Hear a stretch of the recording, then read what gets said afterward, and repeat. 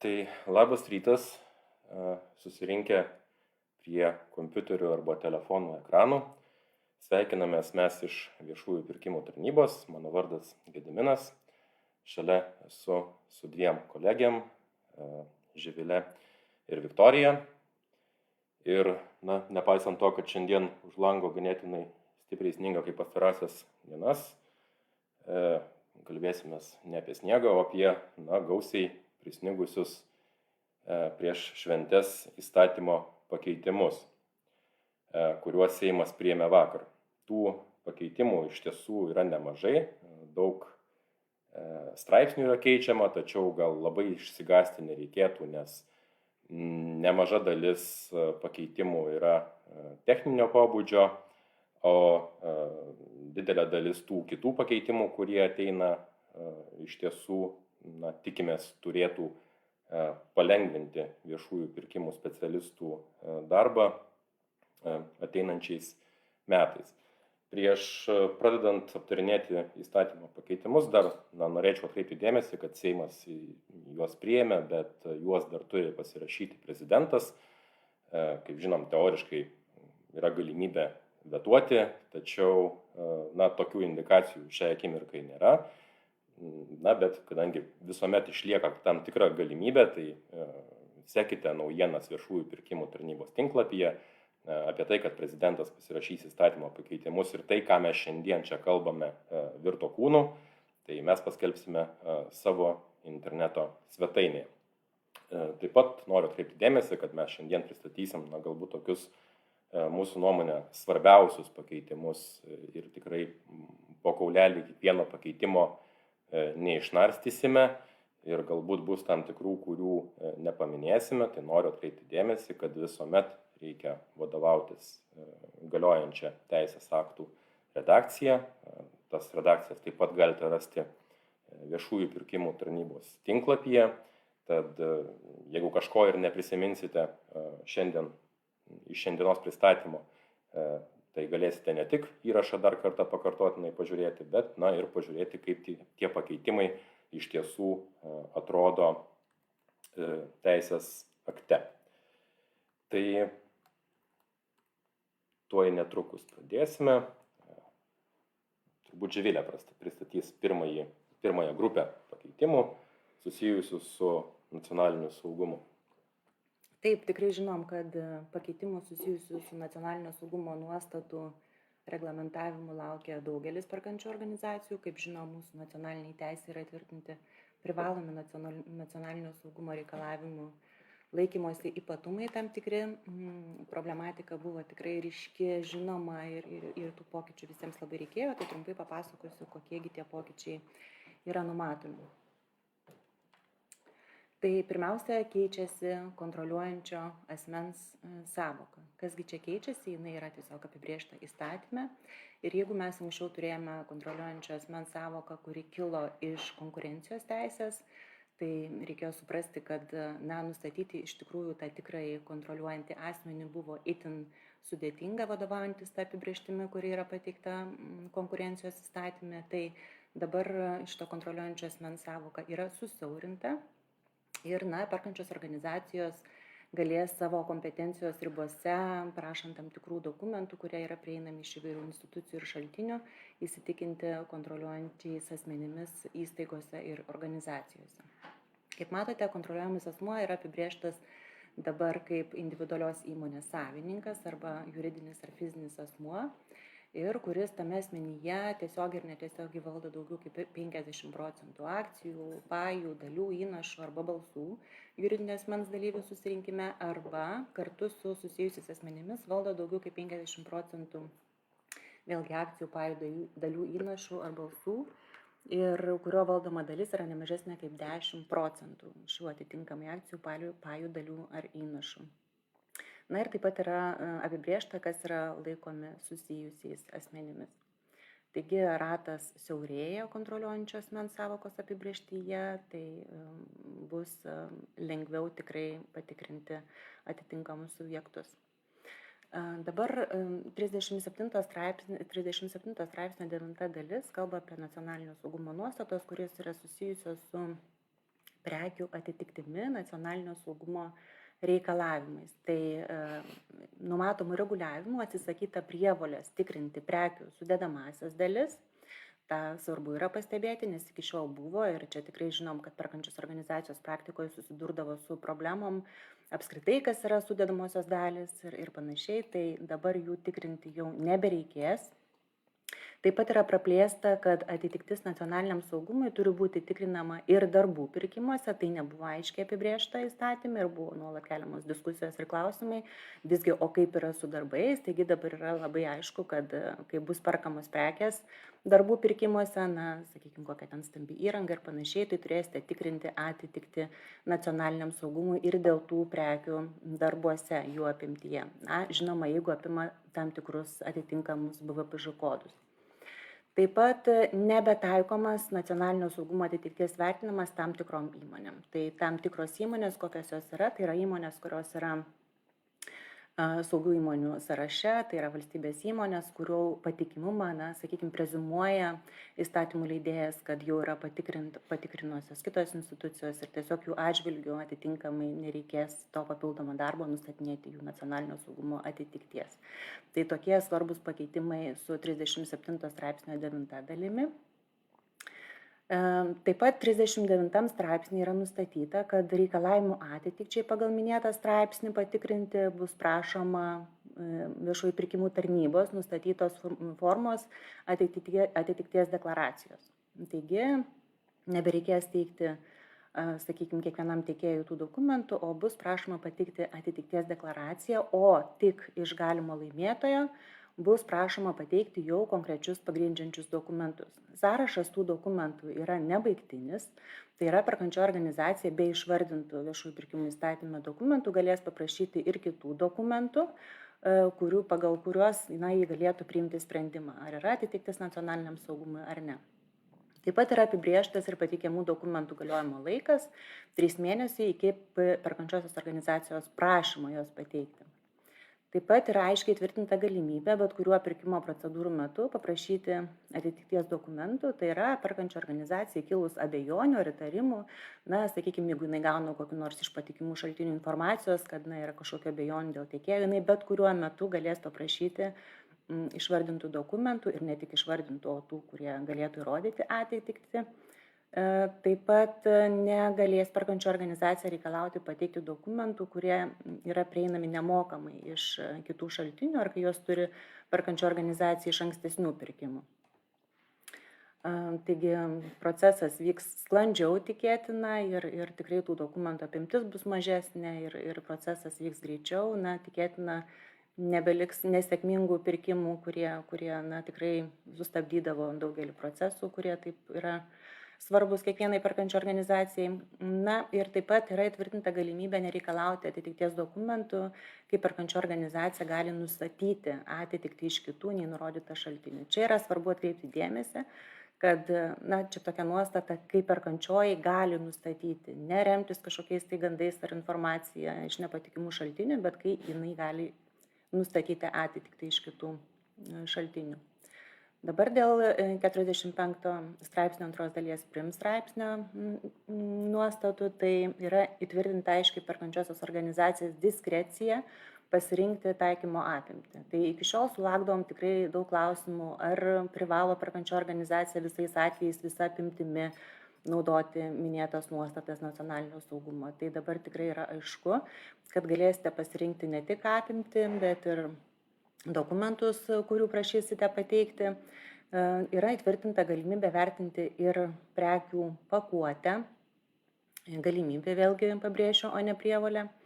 Ir vietoje oficialių dokumentų čia jau ne viešųjų pirkimų tarnybos patvirtinta atitikties deklaracija, o laisvos formos deklaracija, išskyrus atvejus, kai kyla abejonė. Na, tuomet turėtumėte prašyti vieno ar kelių dokumentų, kurie yra įtvirtinti 51 straipsnio 12 dalyje. Vėl priminsiu, kad sąrašas yra nebaigtinis, tiesiog tai yra galimybė perkančio organizacijai pasiprašyti šių dokumentų, bet kaip tik papildomai ir kitų, kurie galėtų padėti perkančio organizacijai įsitikinti atitiktimi. Na ir vėlgi galimybė prašyti atitikties dokumentų bet kuriuo procedūrų metu. 47 straipsnis susijęs su tiekėjų nacionalinio saugumo vertinimu ir vėlgi ateitis turi būti tikrinama ir darbų pirkimuose, jeigu apima atitinkamus BVPŽ kodus, netaikomas, kaip ir anksčiau minėjau, nacionalinio saugumo atitikties vertinimas tam tikroms įmonėms ir vėlgi bus galima prašyti viešųjų pirkimų tarnybos patvirtintos formos atitikties deklaracijos, o iš galimo laimėtojo jau nebaigtinis sąrašas dokumentų, tai čia tas pats reguliavimas kaip ir 37 straipsnio 9 dalies atžvilgių. Galiojimo laikas 3 mėnesiai ir galimybė prašyti dokumentų, neprašyti dokumentų, jeigu gali nustatyti iš kitų šaltinių. Dėl mažos vertės pirkimų, kas keičiasi, yra šioks toks pokytis ir palengvinamas, yra nustatyta galimybė mažos vertės pirkimo atveju netaikyti įstatymo 37 straipsnio 9 dalies ir 47 straipsnio 9 dalies reikalavimų, kai yra dvi sąlygos. Kai yra sutarties vertė mažesnė kaip 5000 eurų ir jeigu nėra suteikiama prieiga prie informacinių sistemų. Na vėlgi atkreiptinas dėmesys, kad šiuo atveju perkančioji organizacija vis tiek turėtų iš viešų šaltinių įsitikinti, kad tiekėjas yra patikimas. Taip pat yra labai svarbu atkreipti dėmesį, kad numatytų nuostatų palengvinančių tą ateities vertinimą įsigaliojimas nustatytas ir tiem pirkimam, kurie pradėti jau dabar, bet dar nesuėjęs yra paraiškų ar pasiūlymų pateikimo terminas. Taip pat ir sukurtoms dinaminės pirkimų sistemoms ir preliminariosioms sutartims. Tai čia yra labai svarbus pokytis tiems, kurie dabar pradėjo pirkimus. Galėsite šitom nuostatom vadovautis, jeigu nėra suėję paraiškų ar pasiūlymų pateikimo terminai. Taip pat įstatymo 90 straipsnį yra įtvirtintas labai aiškiai savarankiškas pagrindas nutraukti viešojo pirkimo sutartį, kai paaiškėja pagrindai kylantis iš nacionalinio saugumo reikalavimų. Tai yra tiek pagal 37 straipsnio 9 dalį, tiek pagal 47 straipsnio 9 dalį, tiek pagal 45 straipsnio 2 dalies prim. Tik tai dėl 45 straipsnio noriu atkreipti dėmesį, kad apskritai turėjote būti nusistatę šitos reikalavimus, kadangi tai yra PO diskrecija, tai jau iš pirkimo sąlygų turinio turi kilti tas reikalavimas, tuomet sutarties vykdymo metu paaiškėjus šioms aplinkybėms atsirastų pagrindas viešojo pirkimo sutartį nutraukti. Tai tiek berods pristatymo dėl nacionalinio saugumo nuostatų taikymo. Tikimės, kad šis reglamentavimas tikrai palengvins perkančių organizacijų kasdienį gyvenimą jas taikant ir bus tikrai pirkimai vyks paprasčiau. Pereikim prie kitų pakeitimų. Taip, tai prie kitų pakeitimų šiek tiek yra patikslinimo dėl pirkimų centralizavimo. Vienas iš tų patikslinimų yra susijęs su pareiga nuo 2023 metų centralizuoti savivaldybėms pavaldžių kontroliuojamų perkančių organizacijų pirkimus.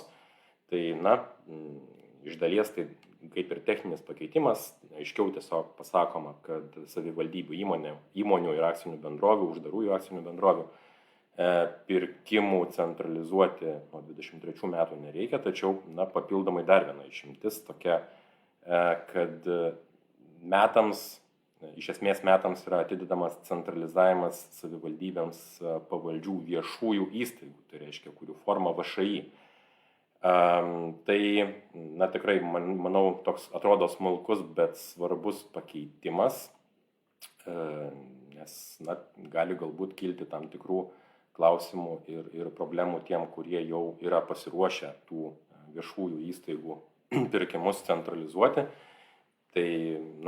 Tai labai gerai, niekas anksčiau centralizuoti pirkimų nedraudžia, o galbūt dar buvo tokių perkančiųjų organizacijų, viešųjų įstaigų, kurių specialistai nebandė laikyti dar ir nelaikė viešųjų pirkimų specialistų egzamino dėl to, kad tikėjosi, jog jų pirkimai bus centralizuoti. Tai galbūt tokios įstaigos dabar neturi viešųjų pirkimų specialistų, kurie turėtų pažymėjimą, tai laiko egzaminui išlaikyti dar šiek tiek turime.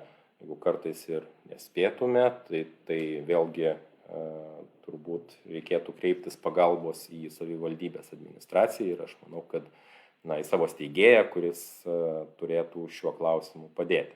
Bet ką sako įstatymas, tai dar kartą pasikartosiu, kad viešųjų įstaigų, kurios yra pavaldžios savivaldybėms administracijai, tai juos kontroliuoti, juos centralizuoti reikės tik nuo 2024 metų.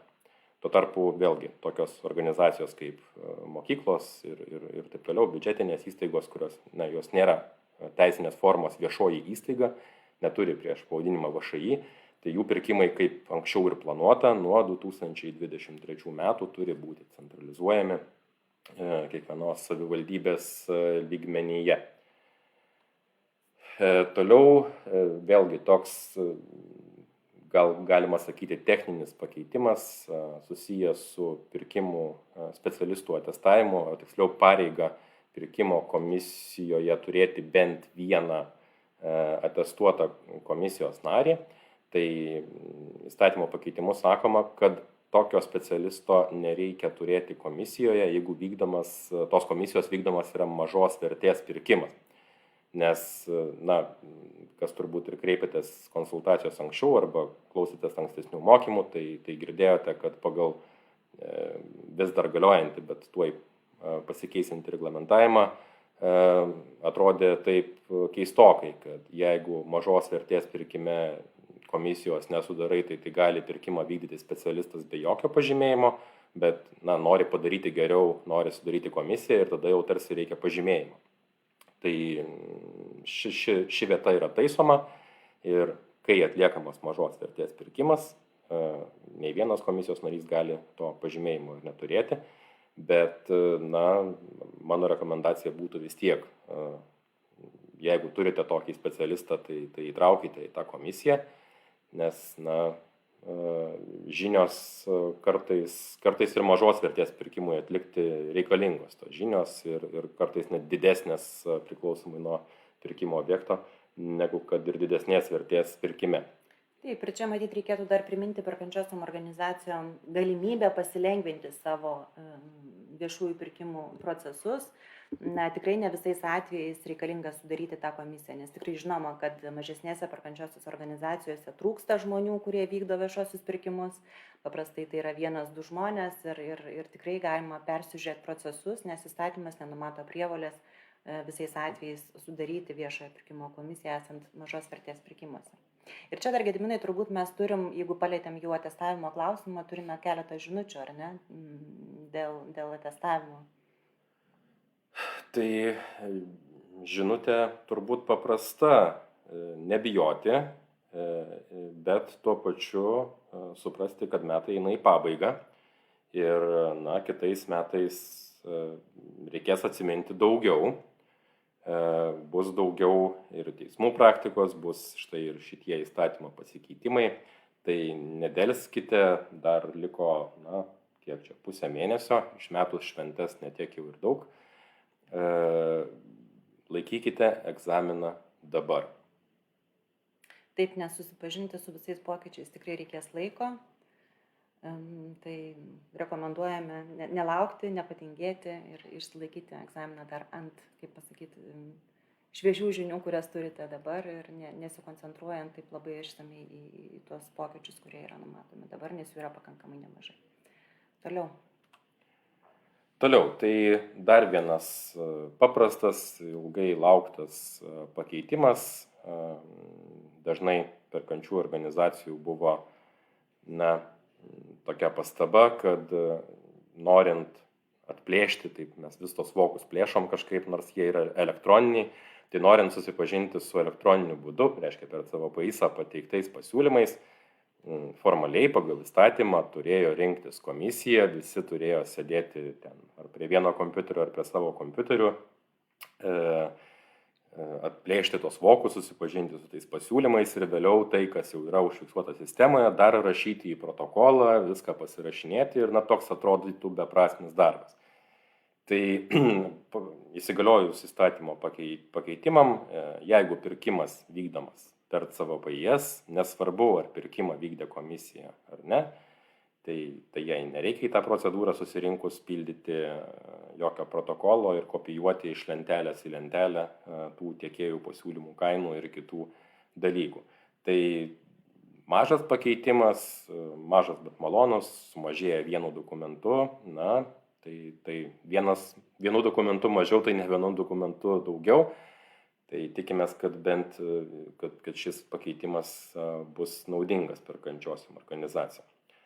Taip pat šiek tiek dar keli pakeitimai, kurie palengvintų mažos vertės pirkimus, tai numatoma, kaip prezidentas pasirašys pakeitimus ir jie įsigalios, kad mažos vertės pirkimų riba yra pakeliama iki 70 000 eurų prekių ir paslaugų atveju, o darbų atveju iki 174 000 eurų be pridėtinės vertės mokesčio. Tai taip, reaguojant ir į infliaciją, kad jau tie 58 000, kurie buvo iki šių metų pradžios, jau nebėra tie patys 58 000 ir už juos galima įsigyti mažiau. Tai ši riba yra pakeliama, kad šiek tiek atitiktų ir tą rinką. Svarbus pastebėjimas šioje vietoje, čia turbūt, kadangi pakeitimų buvo nemažai ir įvyko turbūt tam tikra techninė klaida, kad šita mažos vertės pirkimų riba yra pakelta tik taip vadinamam klasikinio sektoriaus perkančiosiom organizacijom, bet ne komunalinio sektoriaus perkančiosiom organizacijom. Taip mes numanom, kad greičiausiai čia nebuvo tokio tikslo įstatymo leidėjo, kad kažkaip nuskriausti komunalinį sektorių ir tikriausiai prie to klausimo teks sugrįžti jau Seimui pavasario sesijoje ir suvienodinti šias ribas, bet kol kas didžioji dalis Lietuvoje perkančių organizacijų yra tos klasikinio sektoriaus perkančiosios organizacijos. Jeigu tai mažai dar kam ką sako, tai pavardinsiu ministerijos, įstaigos prie ministerijų, savivaldybių administracijos, mokyklos, darželiai, globos namai, ligoninės, universitetai ir taip toliau. Tai čia jau didelę dalį turbūt įvardinau, galės džiaugtis šią ribą, o energetikos sektoriui, pašto paslaugų, uostams, oro uostams dėja, bet teks šiek tiek pakentėti dar su tom mažesnėm vertėm. Kitas pakeitimas, tai čia jis iš tiesų ne iš šio pakeitimų paketo, iš ankstesnio pakeitimo, kuris tiesiog jau šiaip ar taip įsigalios nuo sausio 1 dienos. Tai yra tai, kad mažos vertės pirkimo atveju neskelbiamas pirkimas galės būti atliekamas, jeigu pirkimo sutarties vertė neviršis 15 000 eurų be pridėtinės vertės mokesčio. Tai yra tai, kas šiai dienai yra 10 000 eurų, bus 15 000 eurų. Ir turbūt atsimenam, kad nuo šių metų pradžios jau beveik metus gyvename su tuo, kad sutartis žodžiu gali būti sudaryta, jeigu jos vertė neviršė 5 000 eurų. Taip, čia reikia atkreipti dėmesį, kad įstatyme pačiam nerasite šito pakeitimo dėl neskelbiamos apklausos, jisai kils iš mažos vertės pirkimų tvarkos aprašo, ten yra numatyta šita suma, kad iki 15 000 eurų galėsite vykdyti neskelbiamą apklausą. Tai įstatymo šiame pakeitimų pakete taip tikrai neras, bet įstatyme tai be jokios abejonės viskas kyla iš įstatymo, tai įstatyme ta suma bus tiesiog, kaip minėjau, iš anksčiau jau yra priimta. Bet taip, gera pastaba, nes jeigu kas nors žiūrės šį pakeitimų paketą, neras šios sumos. Toliau kitas pakeitimas, ir čia labai svarbu turbūt atkreipti dėmesį, nes ir pastaruoju metu gauname klausimų apie tai, tai reikės ar nereikės nuo 2023 metų suvestinėje skelbti visus net ir pačius mažiausius pirkimus, mažos vertės pirkimus, nes turbūt pastaruosius jau 3 metus, jeigu nedaugiau, visuomet jau ir visi mintinai buvo išmokę, kad suvestinėje mažos vertės pirkimų skelbti nereikia, bet reikės nuo 2023 metų. Ir visi su nerimu laukia tos 2023 metų sausio 1 dienos, bet vis dėlto priėmus šios pakeitimus, tas kitas ankstesnis pakeitimas, kuris turėjo tokią prievolę įvesti nuo 2023 metų sausio 1 dienos, taip ir neįsigalios. panaikintas ir nuo 23 metų niekas nesikeičia pirkimų planavimo ir suvestinės skelbimo srityje. Tai nieko su šituo daryti nereikia, kaip iki šiol su šiuo klausimu tvarkėtės, tai taip ir toliau viskas tęsiasi, niekas nesikeičia. Nepaisant to, kad tikrai pastaruosius kelis metus mes vis kalbėdavom, kad nuo 23 metų kažkas keisis. Tai pasikeitė tai, kad nesikeis. Labai gerai, vien geros žinios kol kas. Klausimų nematau mūsų Facebooko paskyroje, jeigu jų turite, tai galite rašyti, pasistengsime juos atsakyti. Tai galime perėti prie kitų pakeitimų, kurie yra susiję su pirkimo nutraukimu. Ir čia yra tokie pakeitimai. Perkančioji organizacija privalo nutraukti pradėtas pirkimo ar projekto konkurso procedūras, jeigu buvo pažeisti įstatymo 17 straipsnio pirmoje dalyje nustatyti principai ir atitinkamos padėties negalima ištaisyti. Taigi perkančioji organizacija turės prievolę, esant principų pažeidimams, nutraukti pirkimo procedūras. Taip pat yra įstatymas papildytas 4 dalimi, kuris sako, kad perkančioji organizacija turi teisę savo iniciatyvą nutraukti pradėtas pirkimo procedūras, jeigu yra atsiradę aplinkybių, kurių nebuvo galima numatyti. Tai buvo ir ankstesniame reglamentavime. Bet yra dar pridėta papildomai, kad taip pat bus tokia galimybė, kai pirkimo dokumentuose buvo padaryta esminių klaidų, dėl kurių pirkimas tampa nebetikslingas, ar jį įvykdžius būtų įsigytas perkančiosios organizacijos poreikių netitinkantis pirkimo objektas. Pagal ankstesnį teisinį reguliavimą buvo šiek tiek suvaržytos perkančios organizacijos savo sprendimuose ir turėjo prievolę nutraukti pirkimo procedūras esant principų pažeidimams, bet nebuvo galimybės nutraukti, jeigu buvo padaryta esminių klaidų. Ar ne? Tai dabar yra aiškiai tokia galimybė pasinaudoti šitą įstatymo nuostatą ir užkirsti kelią, sakykime, neįsigyti pirkimo objektą, įsigyti pirkimo objektą tokį, koks netitinka perkančiosios organizacijos poreikių. Turime klausimą dėl viešinimo, sąskaitų viešinimo CVPS nuo 2023 metų. Man atrodo, šitoje vietoje pakeitimų jokių nebuvo. Ne, jokių pakeitimų šioje vietoje nėra. Toliau dėl skaidymo į dalis. Čia toks, sakykime, jeigu dabar iki šiol galioja principas skaidyk arba pagrįsk, tai dabar galios principas pagrįsk, jeigu neskaidai. Tai iš esmės keičiasi kas, kad perkančioji organizacija priimdama sprendimą dėl pirkimo objekto neskaidymo į dalis, tai turėtų įvertinti mažų įmonių dalyvavimo galimybės viešuosiuose pirkimuose ir jeigu vis tik tai jinai neskaido, tai tokį pagrindimą turės nurodyti pirkimo dokumentuose. Tai įstatymas aiškiai sako, kad perkančioji organizacija nusprendusi tarptautinio pirkimo ar statinio statybos darbų ir statinio projektavimo paslaugų pirkimo atveju neskaidyti į dalis, turės tokį pagrindimą nurodyti. Ir ši nuostata nebus taikoma, jeigu pirkimas, kurio vertė neviršija tarptautinio pirkimo vertės ribų, atliekamas naudojantis CPO katalogu. Tai šita nuostata, tokia, nežinau, pokytis yra, galbūt vis tiek to pagrindimo reikės, kaip ir anksčiau jo reikėjo, bet jis turės būti tvirtintas ir pirkimo dokumentuose ir perkančioji organizacija tos argumentus turėtų pasverti ir pamatuotai. Tai tiesiog galbūt nuostata iš kitos pusės pasako ir labiau akcentuoja tai, kad ne tiek skaidimas yra savitikslė priemonė, kad būtinai skaidyk arba pagrįsk priešingai, bet iš kitos pusės, kad prieš skaidydamas arba neskaidydamas turi įvertinti, kas iš to bus ir kokią įtaką tai darys tas skaidymas arba neskaidymas ir atitinkamai vis tiek to pagrindimo reikia. Tai nesikeičia to, kad nereikės nieko pagrindinėti, pagrindimas turės būti ir tiesiog aiškiau pasakoma, kad čia neturi būti kažkokio tai automatinio veiksmo, o reikia nagrinėti, kaip būtų geriau. Ir vėlgi atsižvelgiant į smulkaus ir vidutinio verslo subjektų galimybės dalyvauti tokiam pirkime ir įvykdyti pirkimo sutartį. Taip, pirkimo dokumentų pakeitimas nenutraukiant pirkimo. Svarbi labai nuostata, galiojanti supaprastintų pirkimo atveju. Perkančioji organizacija galės pakeisti pirkimo dokumentus, atitinkamai nukeliant pasiūlymo pateikimo terminą ir nenutraukti pirkimų.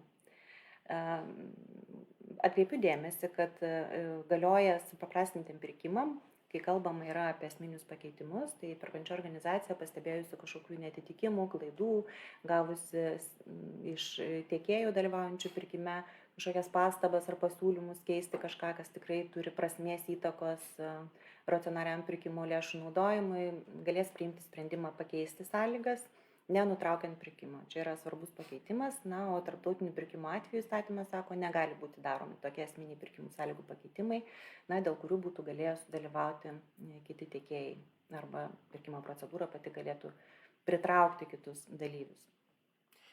Ir šioje vietoje turbūt, aš norėčiau tokį kaip ir, patarimą,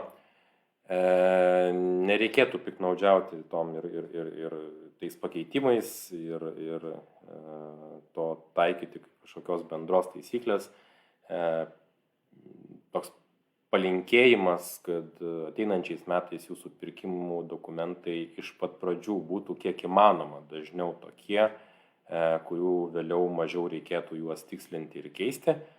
Taip tikrai gaunasi ne visada, bet palinkėjimas pasistengti kartu tiek su pirkimo iniciatoriais, kurie kartais galbūt paruošia tam tikras pirkimo dokumentų dalis kaip techninė specifikacija, kur vėliau pastebim, kad ar ten ženkliukas ne į tą pusę daugiau, mažiau, ar šiaip kažkokių techninių klaidų, ar nebūtinai techninių. Tai atidumo prašysime ir linkėsime ir kitais metais šioje vietoje.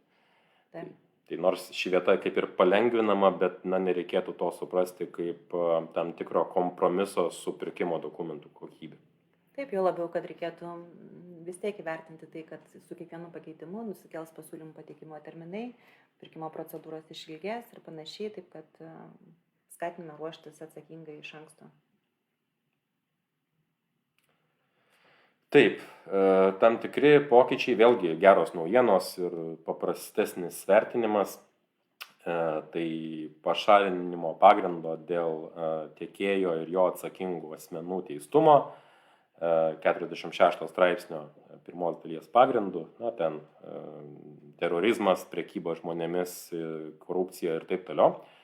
Tai vėl labai ilgą laiką gyvename su tuo, kad reikia tikrinti ganėtinai platų asmenų sąrašą, tai ir tiekėją kaip juridinį asmenį, ir jo vadovą, ir buhalterį, nuo šių metų vidurio asmenį galintį surašyti finansinės atskaitos dokumentus. Ir ten toliau prasidėjo visas sąrašas valdybos narių, stebėtojų tarybos narių ir taip toliau. Tai, šis pakeitimas suteikia tai, kad supaprastinto pirkimo atveju jau tas tikrinamų asmenų sąrašas, kurie turi teikti neteistumo įrodymus, yra susiaurinamas. Tai vėlgi tikrinamas tik tiekėjas, jo vadovas ir asmo, kuris turi teisę pasirašyti tiekėjo finansinės atskaitos dokumentus, tai anksčiau tai buvo vadinama buhalteriu. Ir nebereikia supaprastinto pirkimo atveju tikrinti tiekėjo valdybos narių, stebėtojų tarybos narių ir taip toliau šių asmenų teistumą.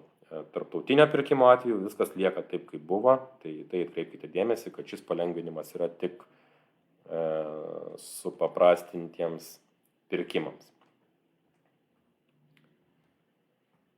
Taip, įtvirtinta taip pat perkančių organizacijų prievolė naudotis tipinėmis sutarčių sąlygomis, kurias tvirtina viešųjų pirkimų tarnyba. Ir nustatyta yra išimtis, kada tomis sąlygomis galės perkančios organizacijos nesinaudoti, ir jos yra dvi. Tai pirma, kai jos nėra taikytinos perkamam pirkimo objektui, arba kai jos nėra pritaikomos dėl perkamo objekto ypatumų ir perkančio organizacija tai gali pagrįsti savo sprendimą netaikinti šių sutarčių sąlygų. Tai toks numatytas yra reguliavimas, tikimės, kad vis tiek tikslas yra standartizuoti kaip įmanoma labiau perkančių organizacijų rengiamus pirkimo dokumentus ir sutarties sąlygų projektus ir nuostatas ir apskritai visas sutartis, tai tikimės, kad bus kai kuriom organizacijom perkančiosiam palengvinimas, taip pat ir iš tiekėjų perspektyvos vertinant tą tokią ar ne vienodą praktiką visose perkančiosios organizacijose dėl sutarčių sąlygų vienodumo, tai turėtų palengvinti procesus viešajame pirkime. O tam tikrais atvejais tikrai nebus perkančios organizacijos įspraustos į tos griežtus rėmus, galės pasigrysti, kad joms tiesiog netinka pagal pirkimo objektą įsigyjam arba dėl kitų priežasčių, kurias jinai galės pagrysti. Taip, tai tas principas, jis jau turbūt žinomas perkančiosiam organizacijom, tiek pirkimo iš CPO.lt katalogo kontekste, tiek pirkimo skaidant ar neskaidant į dalis, tai tas principas vadinasi taikyk arba pagrįsk. Tai čia įstatyme analogiška išimtis būtų, kada būtų galima netaikyti tipinių sutarčių sąlygų, tai kaip perkančio organizacija pagrindžia, kodėl ne. Tai tas principas, vėlgi paprašiau įsiminti, taikyk arba pagrįsk. Ir kitas aspektas, kas vėlgi susijęs su sutartimis, atrodo pakeitimas kažkoks kaip ir perversmas, bet didelio čia perversmo nėra. Tai kai prekių tiekimo, paslaugų teikimo arba darbų atlikimo trukmė, įskaitant visus, žinoma, pratęsimus, yra ilgesnė negu 6 mėnesiai, sutartyje turės būti bent viena su mokesčių pasikeitimu nesusijusių sutarties kainos peržiūros sąlygas. Su mokesčių pasikeitimu tai reiškia, kad neužteks parašyti, kad jeigu pasikeis pridėtinės vertės mokestis, tada mes ten kažką perskaičiuosim.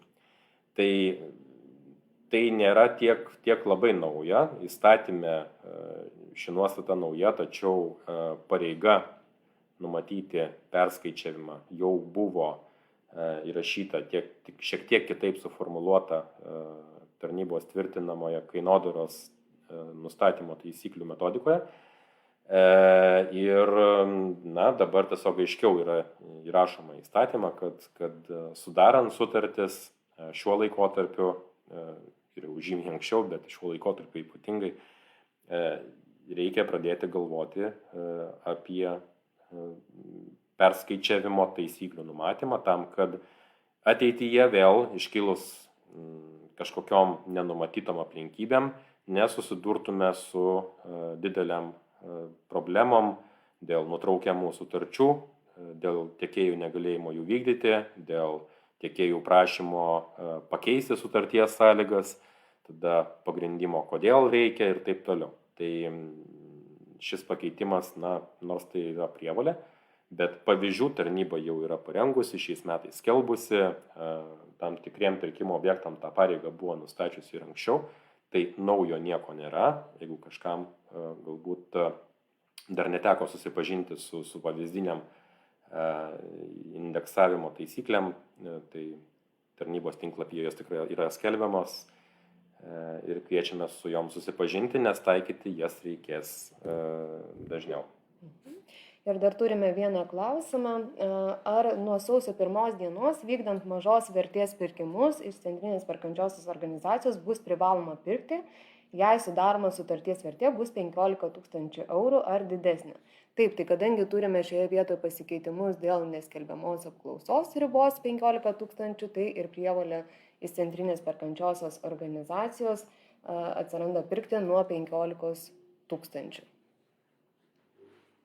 Taip, dar matau klausimų, kur galima rasti tipinės sutarties sąlygas. Tai tipinės sąlygas, kurias rengia tarnyba, kaip ir visus kitus dokumentus, galite rasti mūsų interneto svetainėje. Jos yra paskelbtos ir yra atnaujinamos. Tai tokios, kokios jos yra dabar, galite jas naudoti. Taip pat matau klausimą, kokiu principu bus pagrindimas nurodomas, tai reikėtų vertinti tipinių sutarčių sąlygų nuostatas, žiūrėti jų turinį ir tuomet pagrįsti jų netaikymą per tai, kodėl jūs joms netinka, ar dėl kažkokių organizacijos vidaus dokumentų, taisyklių, dar kažko, ar dėl perkamo objekto, bet daugiau siejama yra su pačiu pirkimo objektu, jo ypatybėm. Ir per tai tas pagrindimas turėtų būti atliekamas. Jisai kiekvieną kartą bus skirtingas ir matyt priklausys tikrai nuo kiekvieno konkretaus pirkimo. Taip, dar klausimas yra, ar skelbiant pirkimo sausio pradžioje jau privaloma naudoti tipinės sutarties sąlygas. nes VPT nėra paskelbusi paslaugų sutarties formos. Tai čia labiau aš šitą nuostatą aiškinčiau kaip teisę VPT patvirtinti tam tikriem galbūt ar pirkimo objektam, ar tam tikrai pirkimo objektų grupiai sutarčių sąlygas, bet jeigu nėra patvirtinta ir pasakyta, kad štai dabar šias reikia naudoti ir jos yra privalomos, tai jų ir nereikia naudoti, nes nėra ko naudoti. Taip. Tai sakyčiau, kad ir dėl rangos sutarties lygiai taip pat, ji nėra patvirtinta dar, yra paskelta kaip pavyzdys. Tai dar turės būti priimtas atskiras tarnybos sprendimas, kad štai dabar imkite šią sutartį ir naudokite štai šiais atvejais, nes yra skirta šiem atvejam. Jeigu tai yra kiti atvejai, tai yra kiti atvejai. Taip, čia yra daugiau įstatymo nuostata į ateitį, kai jos bus patvirtintos tarnybos, tai pagal įstatymo raidę jūs turėsite jomis vadovautis išskyrus numatytus atvejus. Taip pat klausia, ar perskaičiavimas mažos vertės pirkimams bus privalomas. Tai vėlgi, kadangi daroma nuoroda į kainodaros metodiką, o kainodaros metodika, kaip daugelis žino, kas nežino, priminsim, kainodaros metodika mažos vertės pirkimo atveju yra rekomendacinio pobūdžio, tai ji nėra privaloma naudoti. Tai ne. Bet labai stipriai rekomenduojame vis tiek nusimatyti, nes poreikis ir kainos kyla ne tik didesnės vertės pirkimuose. Tai tikrai rekomendacija nežiūrėti į tai vien tik tais, kas minimaliai privaloma, bet žiūrėkite, su kokiom bėdom galite susidurti sutarties vykdymo metu ateityje. Taip. Daugiau klausimų lyg ir į šią temą nėra, galime pereiti prie kitų pakeitimų.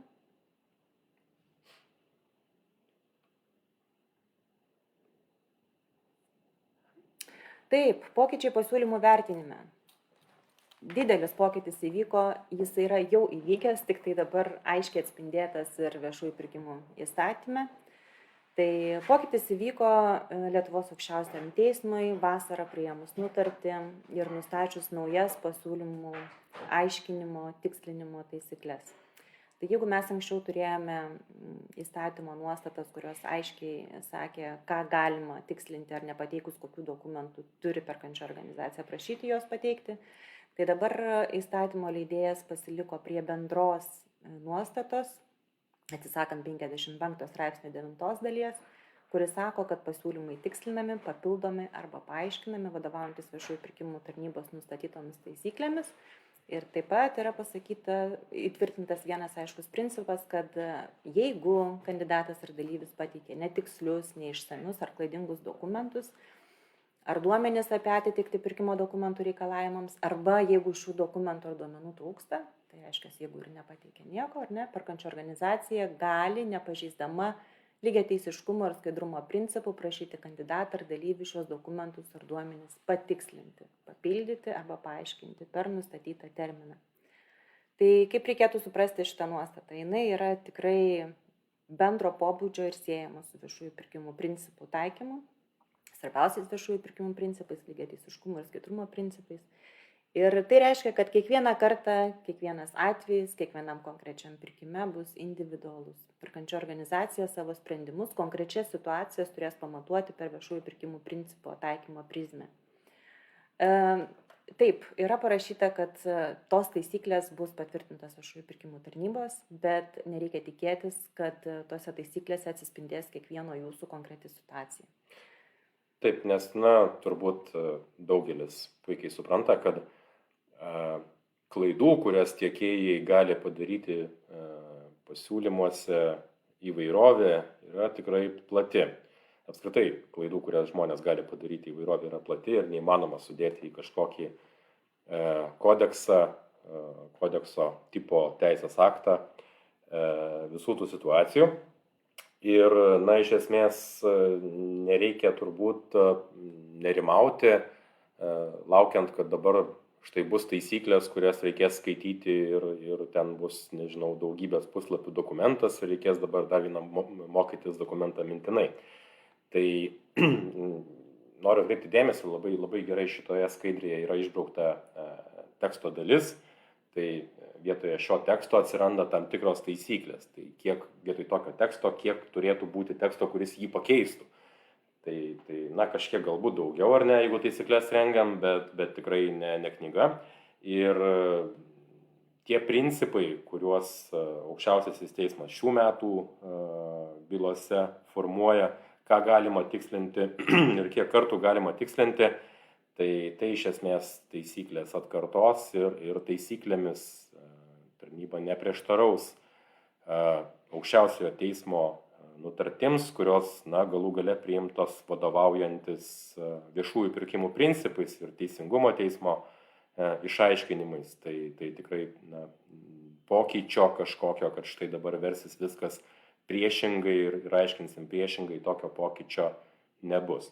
Mes visi žinom, kad viešuosiuose pirkimuose nėra juoda arba balta, arba dažniausiai nėra juoda arba balta, yra ir kitų spalvų ir tų, sakykime, situacijų tikrai visų pavyzdžiais neaprašysi. Todėl man patinka šių taisyklių mintis, kad tai bus kaip ir priminimas Lietuvos aukščiausiojo teismo suformuotų taisyklių, kokios jos yra struktūruotai įvardintos, kad kiekviena perkančio organizacija turėtų jas, kaip sakyti, po ranka savo kasdieniam darbe ir turėtų tokią kaip ir atmintinę, kokios gi yra tos Lietuvos aukščiausiojo teismo suformuotos taisyklės. Na ir keletas pavyzdžių, kurie, na, tikrai jie nėra iškalti akmenyje ir, kaip minėjau, kiekvienų situacijų, kiekvienoje konkrečioje situacijoje reikės įvertinti per viešųjų pirkimų principų taikymą. Tai taip pat turbūt klausite, kada busgi tos taisyklės, jos dar nėra išvydusios dienos šviesos, bet artimiausiu metu tikrai bus paskelbtas jų projektas ir galėsite pateikti pasiūlymus, pastebėjimus ir tikimės jas patobulinti, išleisti laiku. Taip, ir dabar aš siūlau padaryti pertraukėlę, nežinau, kaip kolegos, gal 5 minučių ar lygiai iki 10. Gal lygiai iki 10 padarom pertraukėlę ir klausytojams nuo mūsų atsipūsti ir mums vandens šiek tiek išgerti. Taip, ir mes dar tuo pačiu pasižiūrėsime, ar nepraleidome kokių klausimų ir po pertraukos tada galėsime aptarti klausimus, jeigu dar nepateikėme atsakymų iki šiol. Tai darom pertrauką iki 10, susitiksime.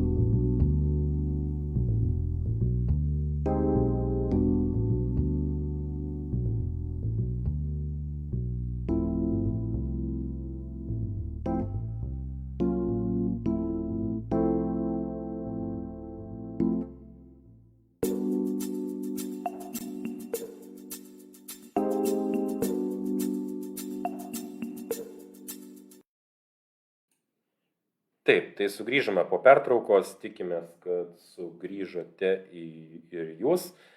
Ir dabar Viktorija aptars keletą iš klausimų, kurių čia tikrai yra gausu mūsų komentarų skiltyje. Tai sugrupavome tokių porą klausimų. Dar vis kyla diskusijų dėl 15 000 ribos neskelbiamai apklausai ir atitinkamai dėl pirkimų iš CPO, tai noriu akcentuoti, kad 15 000 yra mažiau negu 15 000 arba lygų, tai yra neviršėjant 15 000. Jau virš 15 000, 15 001 centas jau būtų pirkimas skelbiamas. Tada dėl tipinių sutarčių, kam jas yra taikomos, tai mažai vertei tipinės sutartys nebus privalomas, taip pat ir netaikoma nuostata perkantiesiems subjektams atliekantiems pirkimus pagal komunalinio sektoriaus įstatymą pirkimų. Taip, tada ar planuojate skelbti kažkokias tai tipinės sutartys, kas yra viešųjų pirkimų tarnybos planuose? Tai planų turime daug, apie visus detaliau skelbsime kitų metų pradžioje ir tikrai sekite informaciją, tais planais mes pasidalinsime. Taip pat buvo klausimas dėl saugių įmonių sąrašo. Ar yra kažkur tai jisai skelbiamas, tai taip, tas sąrašas yra pateiktas su nacionalinio saugumu susijusiame įstatyme, tai nuorodą į jį mes patalpinsime kartu su skelbiamomis skaidrėmis dėl šių mokymų. Nes kažkas klausia, ar bus galima pasidalinti skaidrėmis, tai skaidrėmis pasidalinsim ir tą nuorodą į minėtą įstatymą susijusiu su nacionaliniu saugumu dėsime į skaidrės, kad turėtumėte viską vienoje vietoje. Tai turbūt tiek trumpai ta apžvalga klausimų ir galime judėti toliau. Taip, ir judam prie kitų pakeitimų, kurie yra susiję su sutarties sudarimu su kitu eilėje esančiu teikėju, kasgi čia keičiasi. Tai jeigu anksčiau buvo galimybė eiti į sutartį su kitu eilėje esančiu teikėju, tai dėl nepateikto sutarties įvykdymo užtikrinimo, tai dabar be to yra numatyta sąlyga, kad jeigu tiekėjas neįvykdo kitų pirkimo sutartyje nustatytų jos įsigaliojimų sąlygų, perkančio organizacija gali siūlyti tuomet sudaryti sutartį kitam eilėje esančiam teikėjui. Tai čia reikia žiūrėti jau į sutarties turinį, žiūrėti, kokios yra sutarties įsigaliojimo sąlygos. Na, tai galėtų būti, pavyzdžiui, tiekėjui prievolė iki sutarties įsigaliojimo įsigyti tam tikrus leidimus, ar gauti tam tikrus leidimus, ar ne, kad jis galėtų tinkamai vykdyti sutartį pagal teisės aktų reikalavimus. Tai būtų vienas iš pavyzdžių, bet čia kiekvienu atveju konkrečiu reikėtų žiūrėti, kas yra jūsų sutarties turinyje, atsižvelgiant į konkretų pirkimo objektą ir jam taikytinas sąlygas. Gal dar kitas pavyzdys galėtų būti užsienio tiekėjų įrangos atveju ar ne gauti teisės pripažinimo pažymą, vykdyti statybos darbus. Irgi turbūt būtų vienas iš tų dalykų, ką būtų galima įsirašyti kaip įsigaliojimo sąlygą. Tuo išimtiniu atveju, jeigu tai kartais neįvyktų, negautų teisės pripažinimo. Taip, tai vėlgi čia toks, sakykime, palengvinimas, galimybė eiti į sutartį, neskelbiant naujojo pirkimo, jeigu atsitinka tokie dalykai. Taip, ir tam tikros naujienos dėl informavimo apie pirkimo procedūros rezultatus. Tai vienas pakeitimas, kuris šioje skaidrėje nesimato, kad sutrumpėja terminas, per kurį reikia informuoti tiekėjus apie priimtą sprendimą sudaryti eilę ir nustatyti laimėjusi pasiūlymą. Tai ne per 5 dienas, o per 3. Tai šiek tiek sutrumpėja. Bet esminis pakeitimas turbūt čia yra kitas. Tai kad įstatyme aiškiai pasakoma, kad tiekėjai gavę tą pranešimą apie tai, kad yra nustatytas laimėjęs pasiūlymas ir jau ten yra laimėtojas, jie nuo tos dienos, nuo tos akimirkos gali kreiptis į perkančią organizaciją ir prašyti pateikti susipažinimui tą pasiūlymą. aš manyčiau, kad tokią teisę tiekėjai ir anksčiau turėjo, bet čia kildavo daug visokiausių diskusijų, nes buvo visiškai kitame straipsnėje pasakyta, kad galima susipažinti per 6 mėnesius nuo sutarties sudarimo. Ir kai kurios organizacijos taip interpretuodavo, sakydavo, kai sudarysim sutartį, tada prašom ir turėsi tos 6 mėnesius. Tai šiuo atveju labai aiškiai įstatymas pasako, kad iš karto tiekėjas gali prašyti susipažinti ir, organizacija galbūt gali čia bandyti kažkiek tai ir norėti, uždelsti, palaukti, arba kartais galbūt dėl objektyvių priežasčių. Tai įstatymas irgi apibrėžia, kas tokiu atveju vyksta.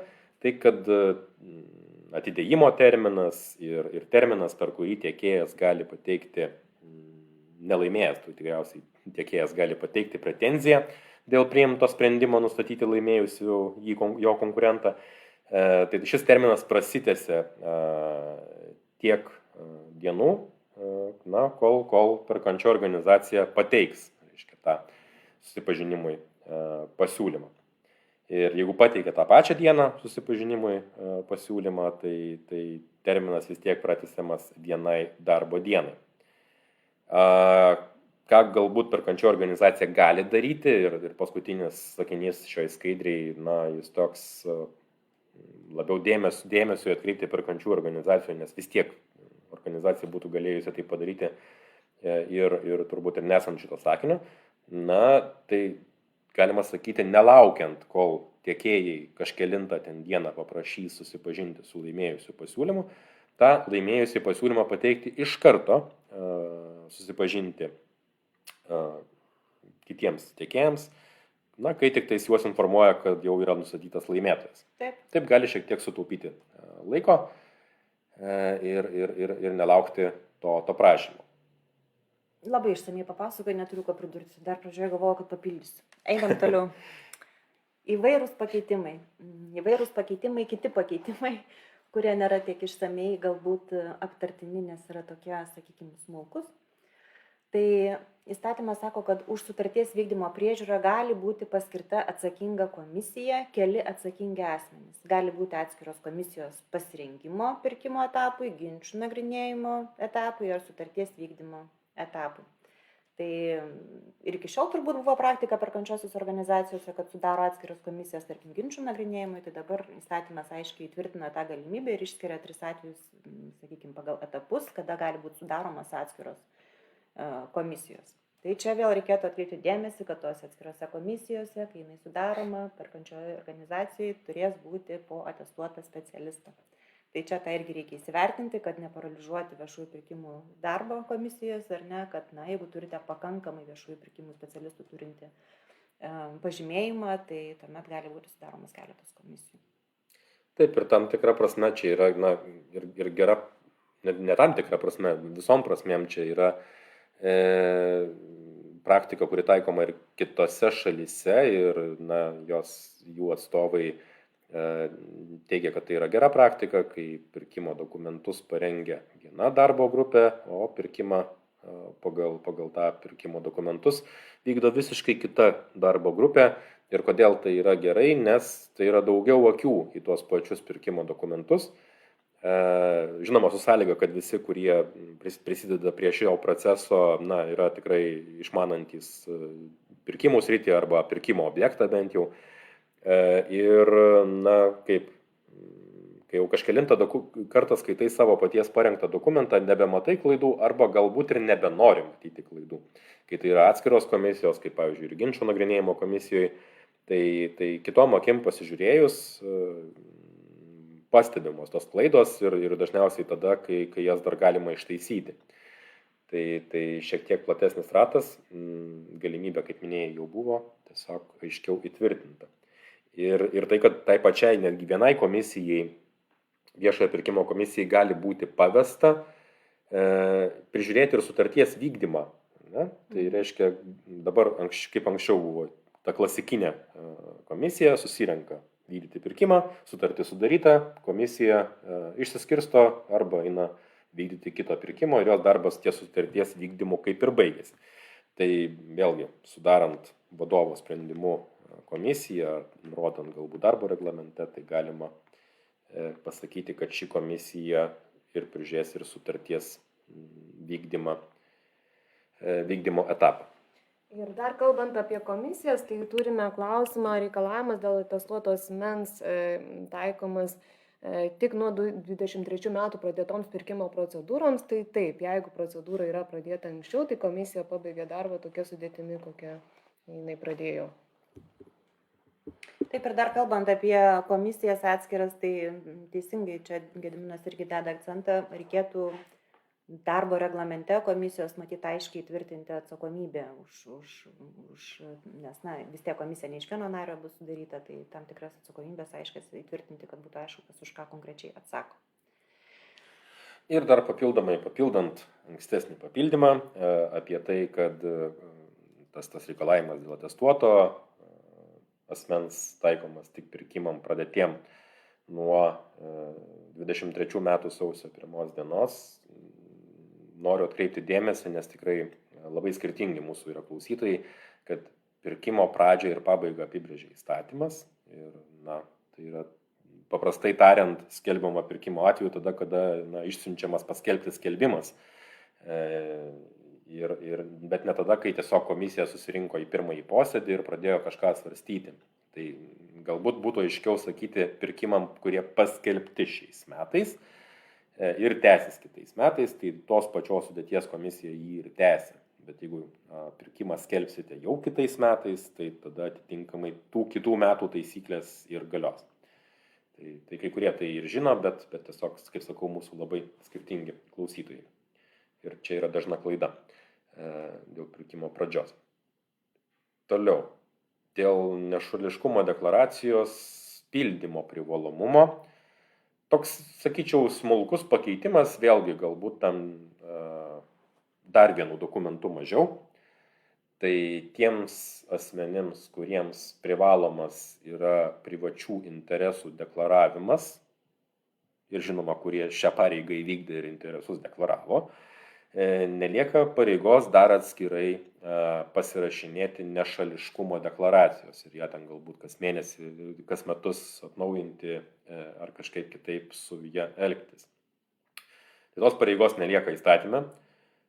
Aš tik priminsiu, kad vėlgi tai aktualu ir komunalinio sektoriaus perkančiosiom organizacijom ir klasikinio, kad jūs dar turite ir savo vidinės pasitvirtintas tvarkas, kuriuose tam tikras įstatymo nuostatas esate atkartoję arba kažkaip galbūt netgi griežčiau parašę, tai atsiminkit, kad reikia tada vadovautis ir jomis, jeigu kažkaip griežčiau jūsų vidinė tvarka nustato, arba tada tą vidinę tvarką pasikoreguoti, kad jie leistų naudotis tais privalumais, kuriuos suteikia įstatymas, šiuo atveju vienu dokumentu mažiau pildymo.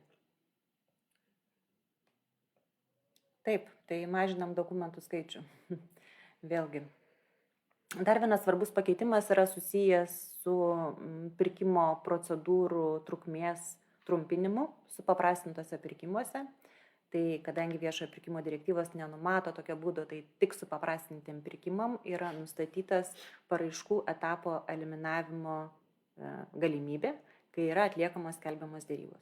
Tai yra perkančio organizacija siekdama sutrumpinti terminus procedūrų galės netaikyti paraiškų etapo. Galės, pabrėžiu, neprivalės, bet galės netaikyti paraiškų etapo, kai bus vykdomos skelbiamos derybos supaprastintų pirkimų atveju. Aišku, apie tai turės būti aiškiai įtvirtinta pirkimo dokumentas. Taip, čia yra turbūt žinutė, kuri yra šių metų labai aiški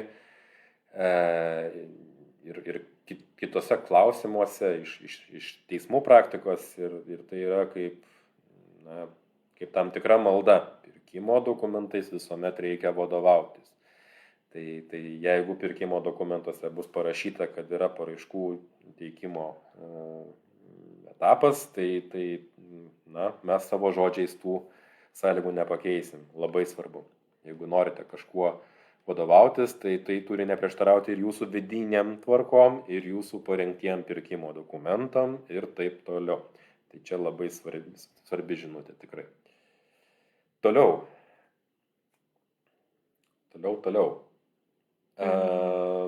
Smulkus pakeitimas, bet vėlgi malonus. Anksčiau buvo ir dabar vis dar yra, kad įstatymas sako, kad reikia sudaryti pasiūlymo eilę, kai nustatai ten laimėjusiai pasiūlymą ir taip toliau, ir nepasakyta, kad tos eilės gali nesudaryti, jeigu apskritai nėra iš ko jo sudaryti, tik iš to vienintelio laimėtojo. Tai dabar įstatyme tai yra pasakoma aiškiau. Taip, tada dar yra svarbus papildomi pakeitimai, yra nustatyti papildomi pagrindai, kuriais supaprastintų pirkimo atveju galima vykdyti neskelbiamas dėrybas. Tai tikrai kviečiu išsamei paskaityti 71 straipsnio pakeitimus ir juose yra numatyta pakankamai nemažai pagrindų, kada bus galima atlikti perkančiosiam organizacijom neskelbiamas dėrybas.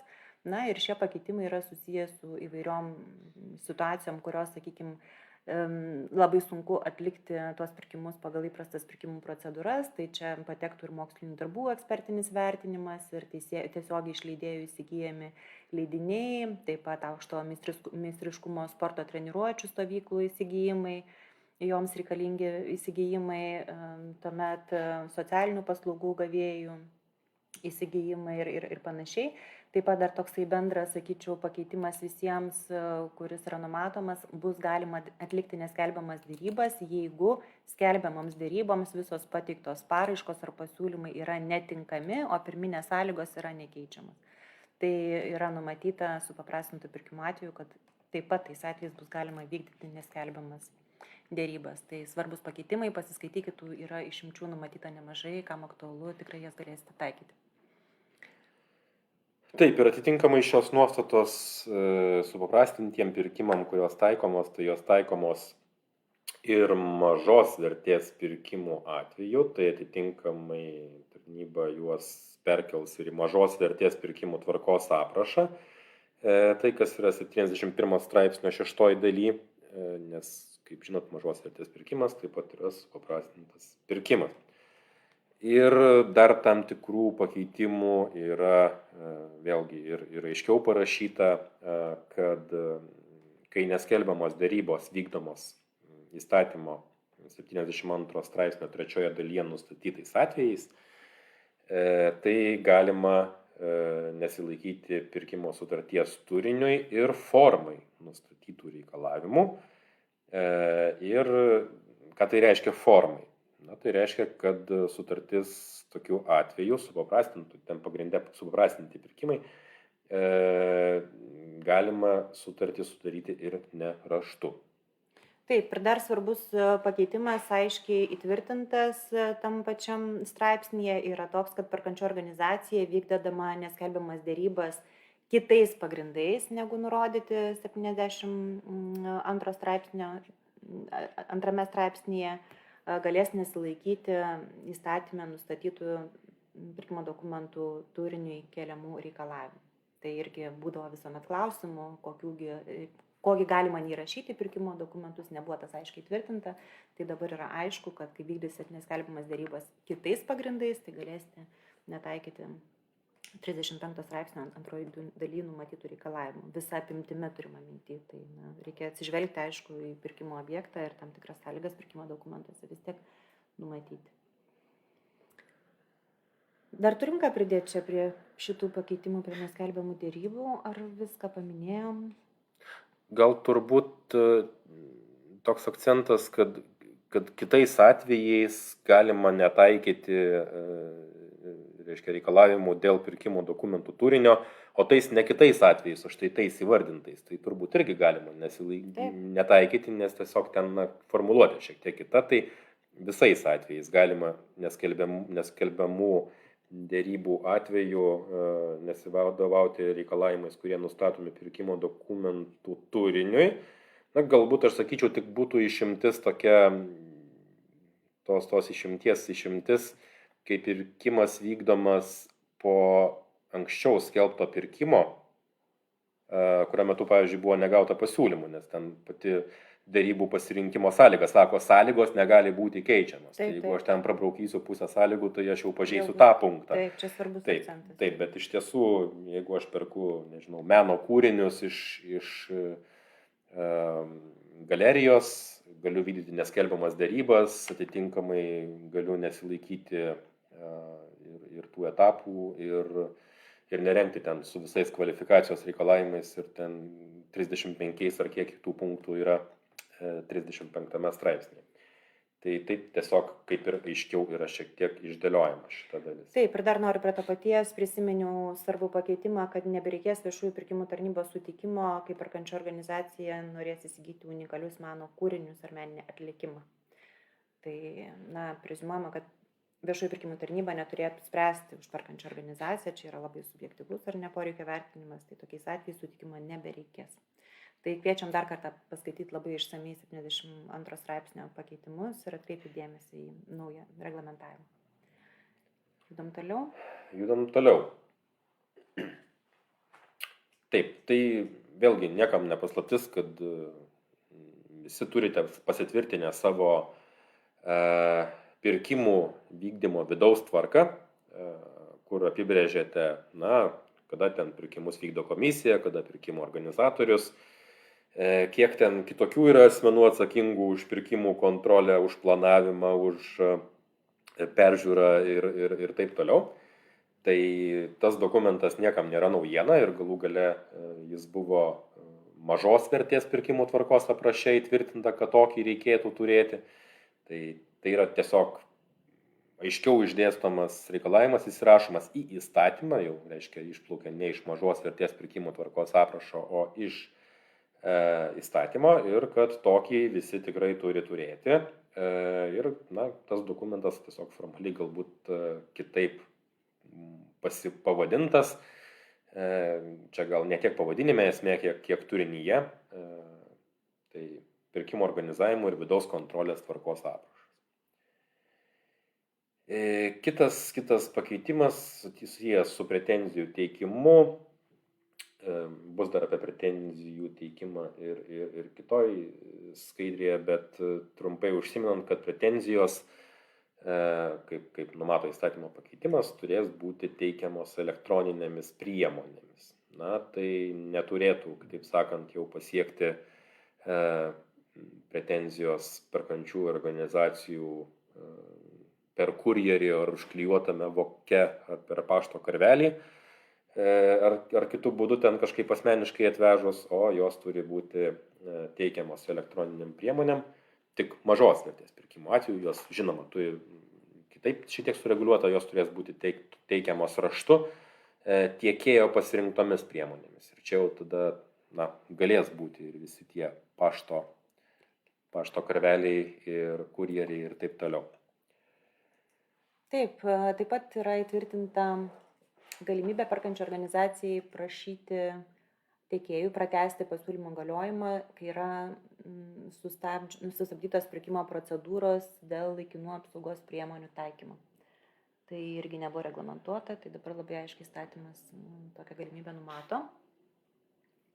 Taip, vėlgi atrodytų toks techninis pakeitimas, bet sulaukdavo įvairių interpretacijų, ar čia galima apskritai net pirkimą atsidaryti, kai yra kažkokios apsaugos priemonės ir saugomas pirkimas, tai ir buvo tikrai bijoma prašyti pratęsti pasiūlymo galiojimą, nes kaip ir nieko negali daryti su to pirkimu, tai dabar įstatymas sako taip, šitai tai galima padaryti. Dėl to susitarėm, kad tai galima padaryti.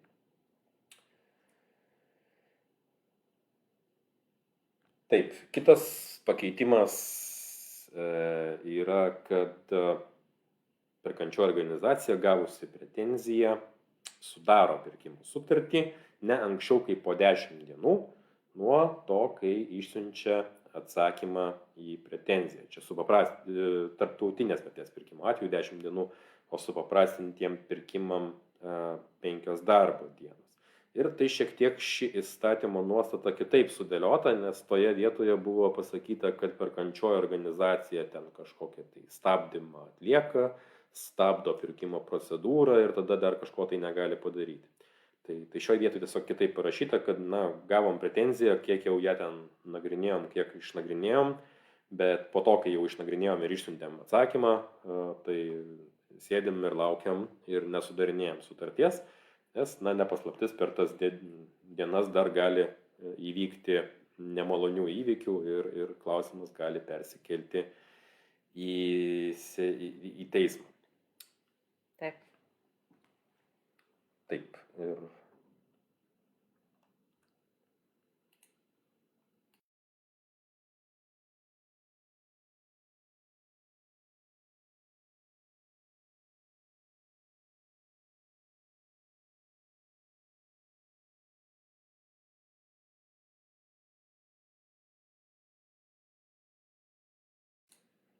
taip.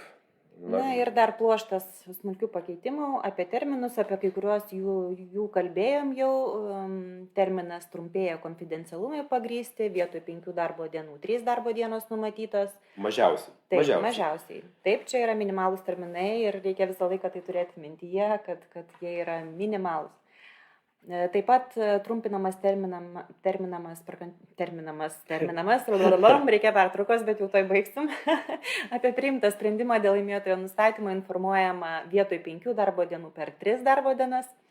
Taip pat apie priimtą sprendimą įtraukti į DPS informuojama per 3 darbo dienos, vietoj 1 darbo dienos. Čia yra svarbus pakeitimas, ypač CPO, kur atlieka dinaminės pirkimų sistemos pagrindų daug pirkimų.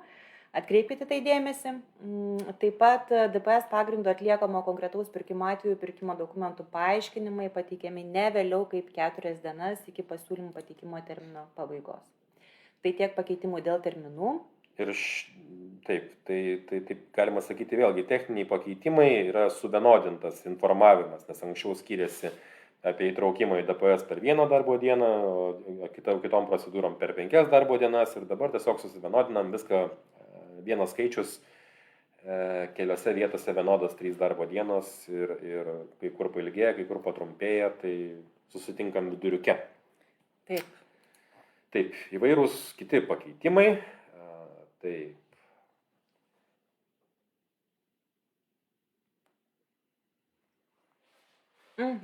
Gali būti netaikomi sutarties turinio reikalavimai tam tikroms sutartims, kurių vertė yra mažesnė kaip 15 000 eurų, vėl mažesnė, prisiminkim, ką tai reiškia, jau Viktorija jums priminė apie tai.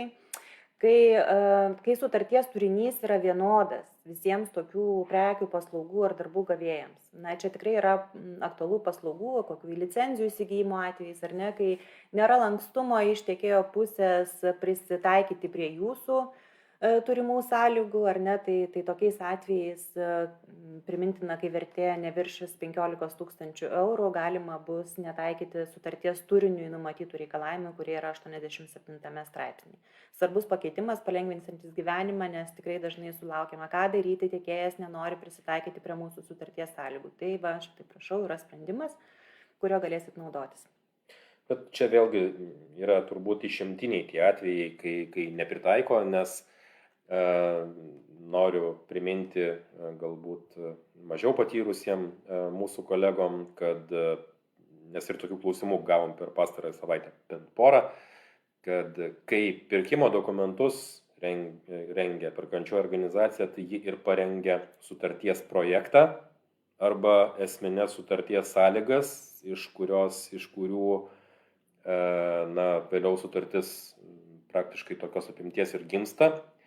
Tai neturėtų būti taip bendruoju atveju vykdomi pirkimai, kad tiekėjas jums atsiunčia sutartį, o jūs tiesiog ją pasirašo. Paprastai viskas vyksta visiškai atvirkščiai.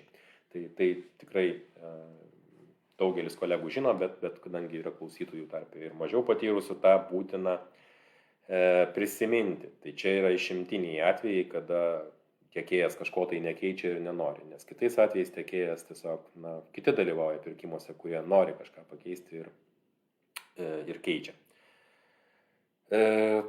Toliau vėlgi smulkus pakeitimas, kad keičiant sutartis nebelieka ribojimo dėl bendros pirkimo sutarties pakeitimų vertės. Smulkus pakeitimas, Jediminai. Smulkus pakeitimas, nes čia kalbam apie 89 straipsnio pakeitimą, kur 89 straipsnio nuostatas, kurios reglamentuoja sutarties pakeitimą, ir kur pasakyta, kad atskiro pakeitimo vertė tam tikrais atvejais negali viršyti 50% pradinės sutarties vertės, o kitais atvejais 100%. Bet taip pat negali viršyti 100% su pradinės sutarties vertės. Ir kodėl aš sakau, kad smulkus, nes, taip, tas apribojimas yra panaikintas, šiaip iš esmės suvienodinant įstatymo nuostatą su direktyvos nuostatam, bet 89 straipsnėje ir taip yra pilna visokiausių apribojimų, ką dar reikia įrodyti. Ten nenumatytos aplinkybės, taip pat ar kad tiekėjo pakeičiamumas yra neįmanomas, kad prekės paslaugos yra būtinos tai sutarčiai ir taip toliau. Tai turbūt retas atvejis, kad apskritai net ir 50% viršytų. Aš per savo praktiką mačiau turbūt, gerai, gal praktika maža ar ne, bet mačiau gal 3 tokius atvejus, kai 50% apskritai viršijo.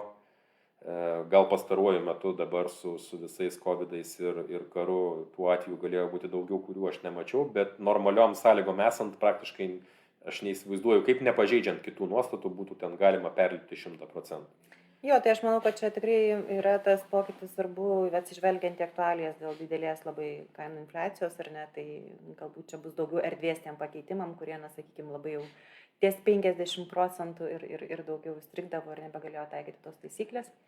Tai atkreipkite dėmesį ir tai. Ir turbūt paskutinis ar ne punktas, ką norim paminėti šiandien, tai darbų tarptautinio pirkimo atveju nebeprivaloma prašyti pasiūlymo galiojimo užtikrinimo.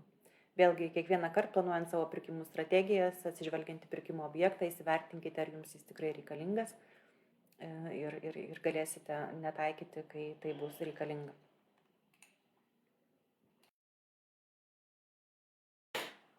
Ir dar turime keletą klausimų. Viktorija, prašau pakomentuok. Taip, tai turime klausimą, ar atestuoto specialisto reikia sudarant komisiją ir sutarties vykdymui. Tai kol kas, ką įskaitome, kad reikia, bet šitoje vietoje kyla šiokių tokių abejonių, tai jeigu ta pozicija keistusi, būtinai tą iškomunikuosime savo svetainėje, tai sekite tą informaciją. Tuomet klausimas, ar planuojame pavyzdinės pirkimo organizavimo ir vidaus kontrolės taisyklės atnaujinti. Tai kaip ir minėta, apie planus skelbsime sausio pradžioje, ar tas bus atlikta iki šių metų pabaigos, tai turbūt drąsiai galime pasakyti, kad ne. Tikrai keičiame tuos teisės aktus, kurie yra privalomi ir dėja šitoje vietoje jau atnaujinimų neplanuojame. Tai dėl konfidencialumo pasižadėjimo dar turime klausimą, ar jo prievolė pasirašyti išlieka, tai taip išlieka, šitoje vietoje niekas nesikeičia. Taip, ar pretenzijų pateikimas elektroninėmis priemonėmis suprantamas kaip pateikimas tik CVPI priemonėmis, ar galima ir elektroniniu paštu? Tai manytume, kad galima ir elektroniniu paštu pateikti, bet žinoma, turbūt efektyviau bendrauti visą laiką yra centrinės CVPI priemonėmis, kad informacija tikrai pasiektų gavėją ir kažkur tai nepasimestų.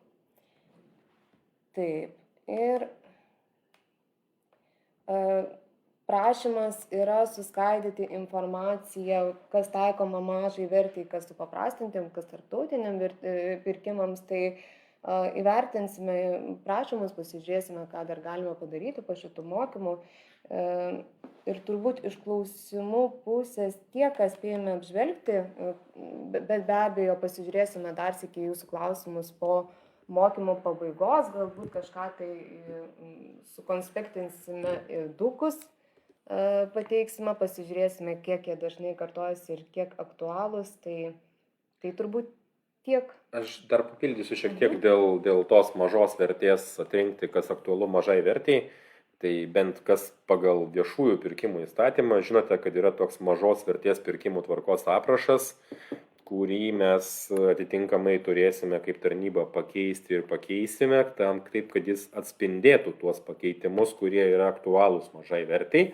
Tai tam tikra prasme tas kontekstas, kas aktualu, kas neaktualu, bus tame mažos vertės pirkimų tvarkos apraše ir pakeitimuose, kuriuos, tikimės netaip jau neužilgo išleisti. Tai ir bus iš dalies atliepiama į šį klausimą. Taip, o pabaigai aš kviečiu visus nusiraminti, gražiai sutikti šventes. Revoliucijos neįvyko, pakeitimų yra daug, kurie palengvins jūsų viešųjų pirkimų procedūras ir bendrai nuostatų taikymą. Tikiu, kad tikrai kai kuriom nuostatom džiaugiatės, ypač kas susijęs su nacionalinio saugumo reikalavimais. Tikrai buvo sudėtingų atvejų ir situacija iš esmės keičiasi. Tai mes linkime susikaupimo, ramaus darbo. Ačiū, kad klausėte mūsų ir iki kitų susitikimų. Ačiū.